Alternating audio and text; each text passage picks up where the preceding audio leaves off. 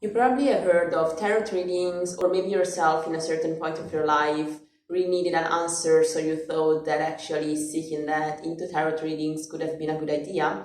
But yeah, the world of cards and world of tarot readings, it's often blurry, especially now that with social media, a lot of people started to do readings, so we can find these type of videos everywhere, and we hear more and more people talking about tarots, or as I said, cards in general. But yeah, what can we know more about this word? How are we supposed to approach tarot readings? If you're interested and you want to learn more about this topic, please keep watching the video after the intro.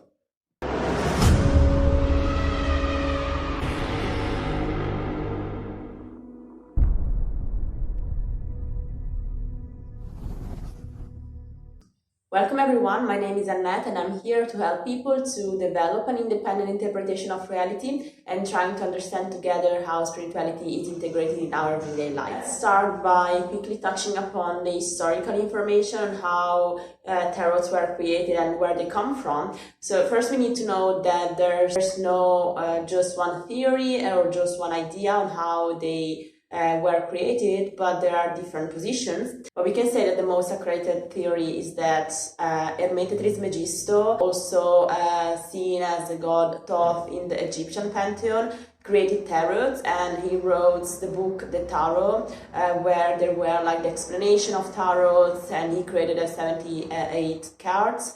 But yeah, it's not sure. That's what most of the experts in tarots think. And also how they were shared with other cultures and other population is not certain. Some people say that the Chinese were the first to get in contact with tarots. Other people say Arabs were the first. And also when it comes to how tarots entered the Western society, the Western world, some people say it first happened in France, some others say in Spain or Germany. So the way how tarots were created and how they diffused all over the world is blurry. It's still mysterious. Yeah, they exist. So apart from how they were created, we have this tool, they exist, people use them. So now that we went through the historical part, we can now start going through why we use tarots, is it like dangerous or not, and how we can actually approach this divination method. So I want to start by more or less analyzing what is happening now in our society, of course from what I could observe and from what I experienced, because as much as I enjoy, the historical part, or as much as we can go deep into the meaning of each card, or how to do a reading, or the spiritual rules around tarot, I'd rather analyze this topic from, as I said, more of a sociological or anthropological perspective, and especially giving tips on how you can approach this world. I also think that there's already a lot of videos about tarots and and how you can do a reading, or what they mean. So I think just talking about that again would be a bit repeating what other people already say, and they do it greatly. So yeah, it's already out there, this type of knowledge, and I also want to go through my personal experience just to explain you how the approach to tarots can change. So to give a picture of what, as I said again, I could observe in the past years, tarots and card readings are becoming a thing. They have become a thing. They are popular, and we see them all around social media. We see, for example, on TikTok, even if I don't have TikTok, but I see them on Instagram, right? So there are quick tarot readings where they just pick a card and they give you a response, or there's a full video of card readings on YouTube. And we see also people getting more and more interested in tarot readings, or at least that's my experience, because for sure, when I started to get interested in tarots, nobody really was interested in that. But now, if I talk about this topic with people, most of them know about that, or they actually had the readings in their life, or they maybe tried themselves. So I think socially is becoming more and more accepted. But at the same time, we have another part of the population that actually doesn't really trust tarot readings, so they either think it's just, bullshit, or maybe thinking that tarots are evil, so you should not approach them, or things like that. Why I think tarots are becoming more popular, I don't think there's just one reason.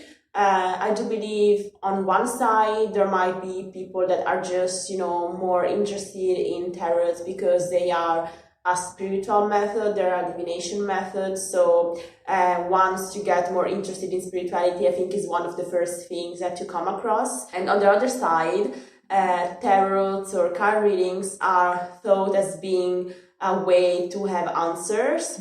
So in times where, uncertainties are everywhere, especially when it comes, to money or relationships or career and stuff like that, people seek answers, people seek guidance. So it always happened, always was like that. I think humanity itself lives in uncertainties, but of course there have been times where you had more of a stable place in this world, but nowadays, at least my generation and like young people live in times of uncertainties. So this could be a reason why you seek answers in tarots. Also, they got more popular because with the power of social media, you can actually make something go viral. So starting from the point that some people are becoming more spiritual and other people seek answers, or just the two things together, whatever. With the power of social media, tarots have become very popular. From tarot addiction, I want to start and make an argument on that and explain why it is not supposed to be in this way and how we can actually approach tarots in a healthy way. So addiction, why? As I said, if people are seeking answers and there's like uncertain future ahead of people, then of course you seek answers in someone that can give you those answers, right? And tarots are supposed to do this. But the thing is, when it happens that you are so unsure about what is going to happen, or like you feel you don't have the answers inside yourself, you don't trust yourself, you feel lost, then you think that those cards are going to tell you the future and are going to, or like divination methods in general, but I'm talking about tarot in this video. So it happens that because you are in this energetic and mental state of like feeling vulnerable and feeling lost and feeling lonely, then you start to approach tarot readers, which actually give you answers, right? But then it happens that some tarot readers are actually honest and they're like, well, I can give you some answer, but that doesn't mean that I'm the only person who can tell you what to do. You actually are supposed to do what you think is the best for you. But we will go back to this at the end of the video when we talk about how to approach tarots in a healthy way. But then there are other people who, for different reasons, such as wanting to make money or just wanting power or whatever, they think they can give you the answers, and the more they give you answers, the more you seek answers from them when you are not sure. So instead of building awareness inside yourself, instead of building self-esteem, you just build a dependent habit towards the tarot readers, and you feel more and more attached to cards, and you basically can feel like you cannot move on without having done a tarot readings first. And this is totally wrong. This is just not how tarots are supposed to work, because the goal of tarots is not to tell you what to do exactly. The goal of tarots and of readings and divination methods in general is mostly to give you guidance in terms of confirming what you were already feeling inside yourself, or portraying the most plausible future ahead of you. It doesn't mean that the future has to be in that way. It means that based on your current situation, that's going to be the most probable future for you. So if it's a good future, you can become more aware of what you're doing and how you're thinking, how you're acting, and actually keep going like that, so it leads to that future. Or if you don't do that, then you just, switch stuff or change your behavior or change your attitude, then something else can happen. At the same time, if you have like a negative future, if you have like a negative reading, you can change that, because then you can become aware of what you're doing wrong in your life, or like if you are, I don't know, you're not trying enough to find a job, for example, or you're not behaving well with your boyfriend or girlfriend or whatever, then of course you're going to end up with a negative future, right? But the goal of tarot is to show you this so that you can take action and you can be in charge of your own life. So now that we discussed this, we can just take some points in order to understand how to approach tarot readings or card reading. I'm saying cards because there are different types of cards. There can be tarots, oracles, but yeah, let's just say tarots. How to approach tarots in a healthy way. And so, as I said, I'm just gonna repeat some points. First of all, even though you might approach tarots when you're like panicking or you're not the most balanced, but that makes sense because, as I said, it helps us. So when you feel okay, you don't need help. So of course we start from a position of needing help.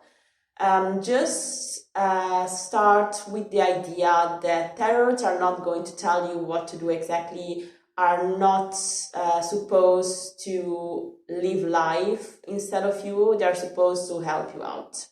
So when you do a reading, take that reading as a tool to learn about yourself, a tool to develop even more your self-awareness, so that you need less and less tarot readings, right? The second way to take tarot reading is when they actually talk about the future, so that you're not going to take that future as being like a sentence, but being a way to change what you need to change, or actually keep going as you're doing, so that you can get that future that you maybe wanted. And this happens when you do a reading with someone who knows this and who shares this vision of tarot readings and want to do readings to help people develop themselves and becoming more independent and becoming more self-aware. It doesn't happen when we deal with tarot readers that actually want to make money out of you, that actually want people to be dependent on them so that they can keep getting views or whatever. And this is a huge issue nowadays, especially in social media and YouTube, as I said. Some of them, because I watch them, and I either watch them because sometimes I like to listen to a YouTube video for myself, or sometimes I just like to see how tarot readers are actually working. And some readings are just like, repeating the same thing in a way that you keep getting back to that tarot reader to hear the same stuff, but nothing changes in your life in the end. And I like to read comments, and I see like people having hopes that probably are never going to be fulfilled. And these tarot readings mostly focus on like, oh yes, like your ex-boyfriend is coming back. Also like another issue that we should talk about, how these videos mostly refer to women asking for these readings where they wait for men to go back to their life. But yeah, that's like a whole gender sex discussion we could make. But yeah, and this really creates fake hopes. And at the same time, there are readers who actually make readings on like how those videos where you are like, oh, a message you need to hear, or like something that helps you navigate your inner world better. So actually bring you to realize what you feel, what you think better. So those are actually good videos. Just to summarize, we are in a world now where social media are making tarot readings or card readings a thing.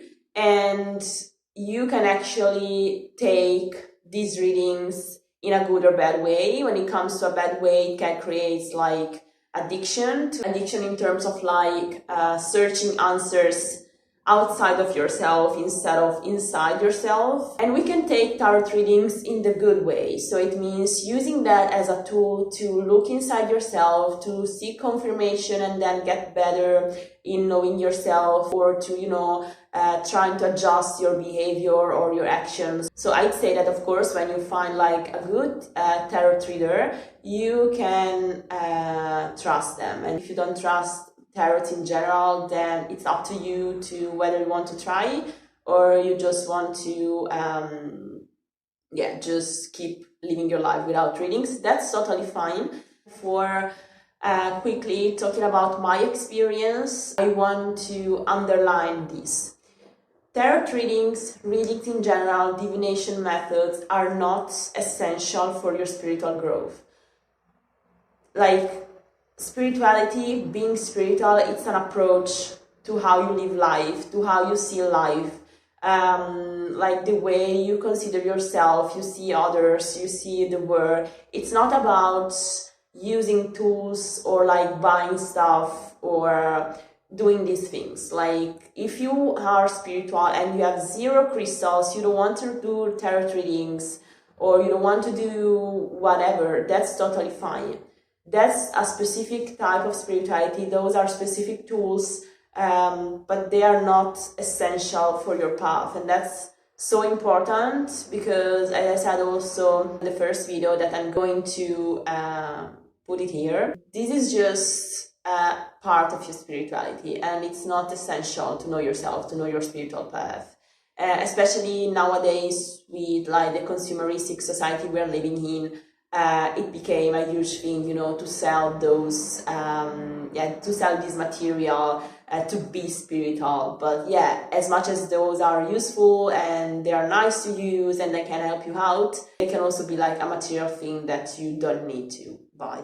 To listen the video up to now and you want to hear about my experience, then just keep watching the video, otherwise just go to the end, it's fine. History with tarots actually started when I was a child, I think, because I've always been interested, and I don't know why in my house there was always something about astrology, tarots. I don't know, I just found a tarot deck one day. I was like, why is it even here? Then I had my first reading when I was, I guess, 12 or 13, because a friend of mine, like, she was older, this girl I knew had cards, so she just made a reading for me, and it was actually on point.